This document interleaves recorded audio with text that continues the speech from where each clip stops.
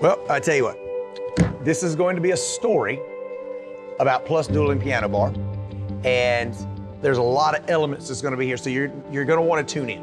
It's going to be interesting, it's going to be funny, it's going to be awkward, it's going to be happy, there's going to be some pissy moments, it's going to be all of it together, and you're going to find out what makes PLUS Dueling Piano Bar, like PLUS Dueling Piano Bar, what separates it from any other bar that you've ever been to. And I think you'll be pleasantly surprised of what we put together here in Raleigh, North Carolina. So, what are some of those things?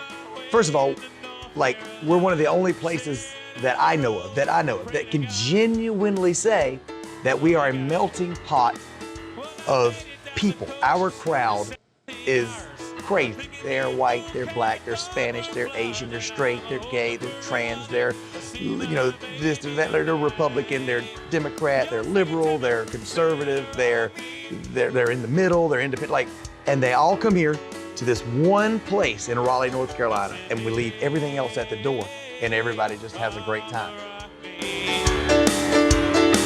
Oh, rock me, mama, like the wind and the rain. Rock me. Hey, mama, rock me. Yeah, I was running from the cold up in New England. I was born to be a feather in an old-time string band. Baby plays the guitar, I pick a banjo now. And everybody just has a great time. It's really interesting, and you're going to see throughout this video documentary series that really has no end, just so you know. Like, it depends on where we go with this and how long we keep on going with this journey, and because it's just interesting. So you're going to see a little bit of what PLUS was before, even though we weren't doing a documentary at the time. You're going to see some of the moments to the moment that we got shut down. March 17th is when they shut all the places down here. They closed down in North Carolina, and it killed the restaurant bar industry, and especially the bar industry. And you're going to go through all the emotions. And I do want to say this, that these emotions are raw. This is not planned out. This is not, I am not an actor. I don't give a crap about any of that stuff. You're going to find out that some of the stuff that you watch, some of the stuff that you see in this video is probably going to, you're going to, yeah, absolutely, yeah. And then sometimes you're going to be like pissed off because like you may disagree with what was said, but that's truly what was going on, truly how I felt at the moment, that particular point in time. And you know, it's going to be from a business person's perspective when you have something as large as the coronavirus and as large as our government from all aspects that literally is trying to put you out of business and bankrupt you, and there's nothing that you can do about it. And everybody says, well, you have this, you've got this loan, you've got this, but you don't know, and you're fixing to know. Fixing, that's the country word. You're fixing to know by watching this documentary. You're going to see what we went through, and you're going to see what we represent. So many, tens of thousands and hundreds of thousands of businesses that have experienced this. Many have already gone out of business, and we're still fighting the good fight.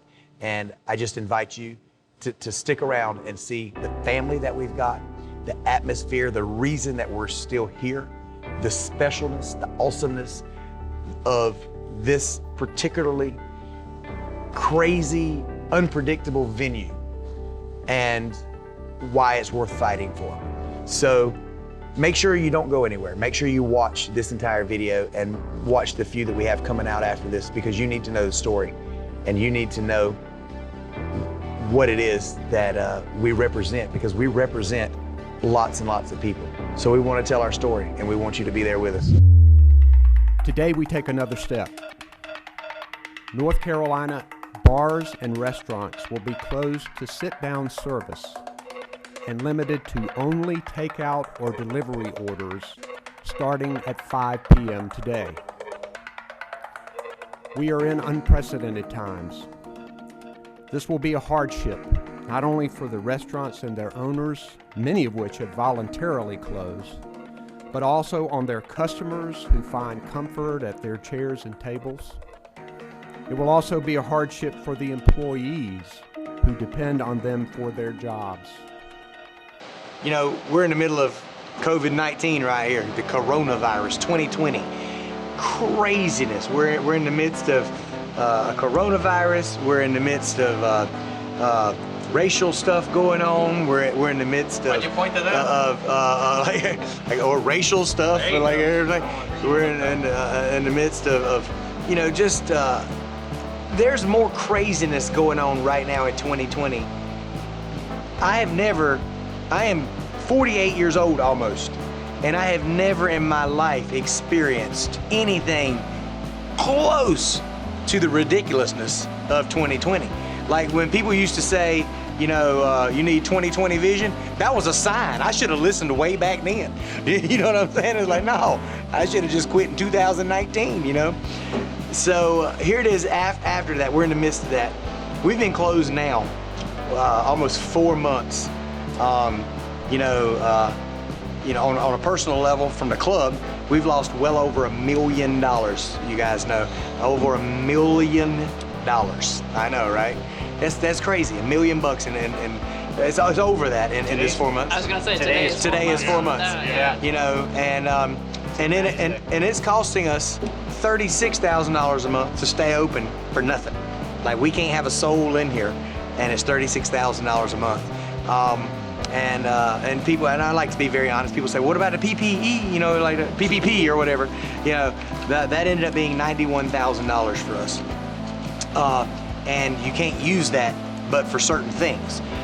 So the good majority of this money is coming out of right back out of our pockets where we made this money, and now we have to go right back into the money that we've made, and it's sitting there in the bank, and it's dwindling and dwindling, and we try to hang on like so many other businesses are doing right now. Well, you know, on June 27th, you know, we were trying to get bars open and stuff like that to no avail. And then all of a sudden this person that I don't know like comes on my Facebook, sends me a message and basically is, hey, I've read about your story, and I think you had seen something that I'd done online, and I was talking online, because the news was not telling our story. I would go up there and I'd have 30-minute interviews with all the local stations, and I would say, XYZ. And then I would be for 30 minutes, I'd explain everything, and I answer all the questions. WRAL's Rosalia Federa is live tonight in Glenwood South, where some bar owners are welcoming patrons again tonight. Rose, we last checked in with you at 10 o'clock over on Fox 50. It was a very active scene. It is. It's like a normal Friday night here on Glenwood Avenue. Take a look behind me. You can see people waiting in line to get in. A lot of these bars are already at capacity. I've heard them turn people away and kind of disperse them on the sidewalk so they're not all in groups. But it is against the law for these bars to be open, as they're not allowed in phase 2. But the owners tell me they're following all guidelines for the restaurants when it comes to capacity, social distancing, and the mask mandate. No mask? No entry. That's the rule for bars and restaurants on Glenwood Avenue following the state's mandate. You have it.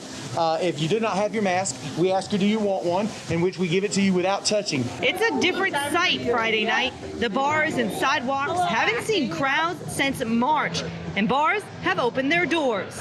We want to be even more responsible. The popular dueling pianos typically fits about 700 people, but now owner Tony Bassford is allowing only 168 people, a third of his capacity, with tables 12 feet apart.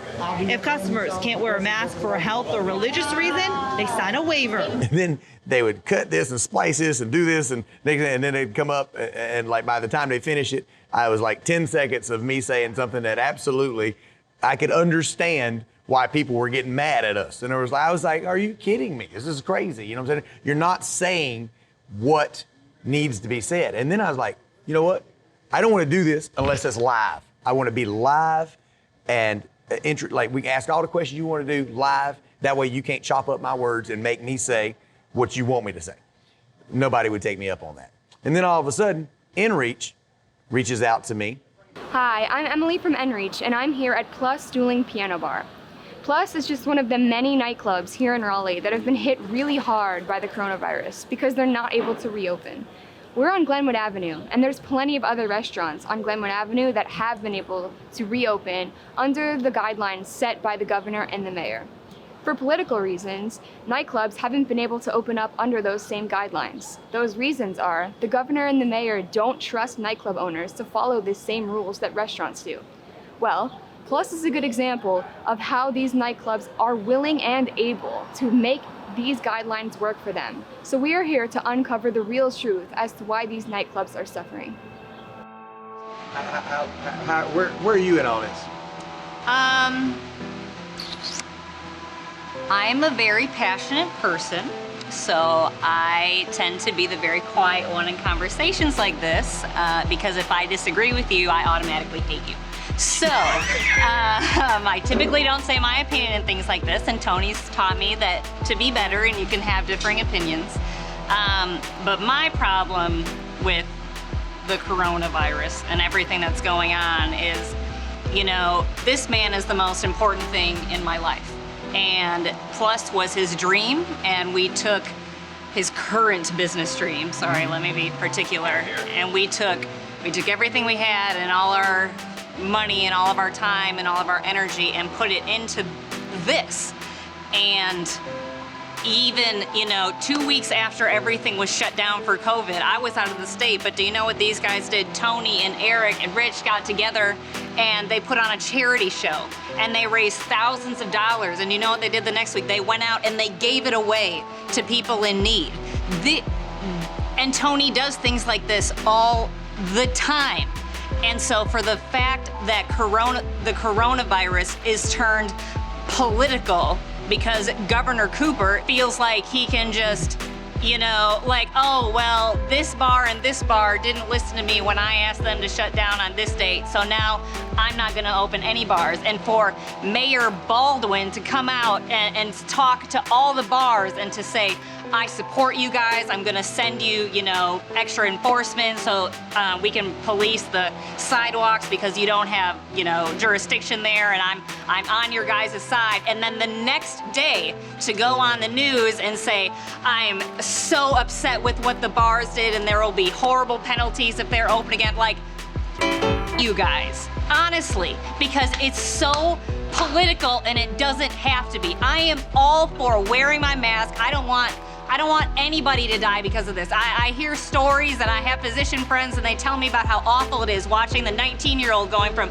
perfectly healthy to on a respirator to gone because there's fluid just filling up their lungs and they're just gone within 2 weeks. So yes, wear your masks and be 6 feet apart and do that, but do it fairly. Don't make this political. If you want bars to be able to, or, you know, places, restaurants, eateries, whatever, to be able to have 50% capacity, but they have to follow this, and this rule, then let everyone do that. There is no difference between us and the restaurant 20 feet down doing the exact same thing, because on a piece of effing paper, it says they're a restaurant and we are a bar.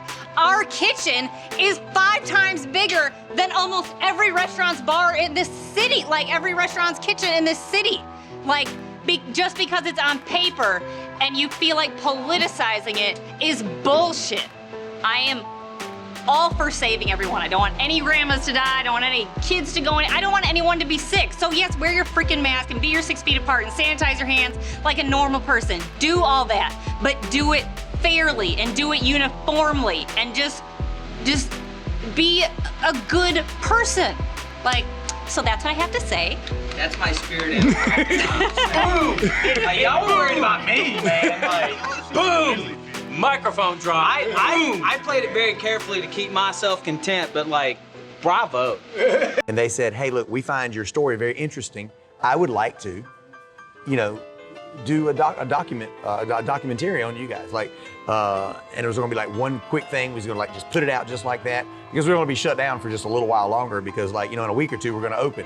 And, you know, and here we are just, you know, weeks away from our 1 year anniversary of our 2-week shutdown, you know? And I didn't know what to think of this guy, to be honest with you. And truthfully, I'm like, I didn't know what to think.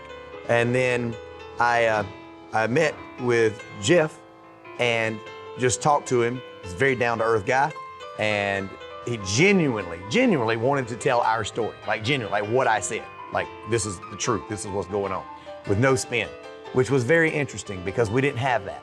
And so because of that, we hooked up with InReach and we started making these videos, and then we didn't open.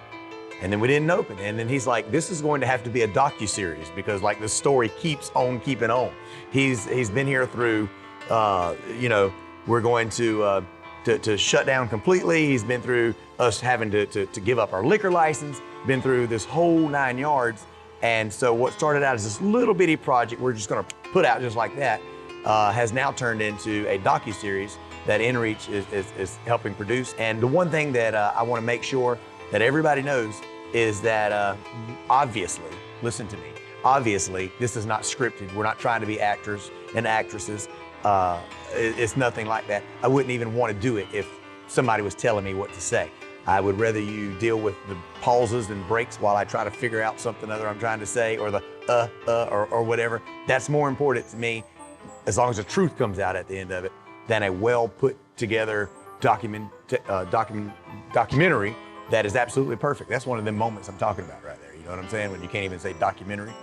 And so this is not about being perfect. This is not about a production that's gonna be awesome and wonderful. What you need to know is that this is about the truth of two companies, InReach and PLUS Dueling Piano Bar, coming together to get you the actual inside scoop of what really has gone on with bars and private bars and stuff like that, and the situations we've been put in. Because I can promise you what you think is not what it is.